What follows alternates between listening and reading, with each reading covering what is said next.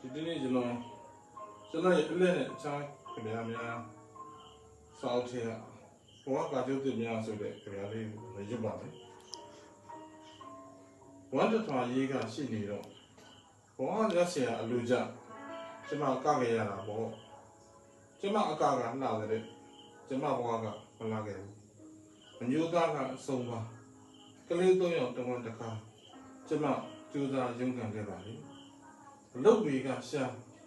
သူ့မကယ်နိုင်ငါမကယ်နိုင်ဖြစ်တယ်ကျွန်မတက်တဲ့အကပညာနဲ့ကျွန်မကပြအသုံးတော်ခံခဲ့တချင်းတပုတ်တစ်ဆောင်ရ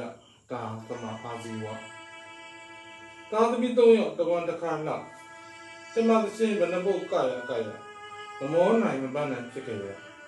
ဒီကပြမှုဟာဘောကဇက်ဆရာအလူကြဆိုလေဟုတ်တယ်စုံရီတို့ရဲ့ကာကျုပ်သစ်ဆိုလေဟုတ်တယ်ကို့အတတ်ပညာကိုရင်းနှီးမိသားစုဝမ်းပြီးပြင်းပေးတာဆိုလေဟုတ်တယ်ဘလို့ပဲပြောလောကရန်ကြီး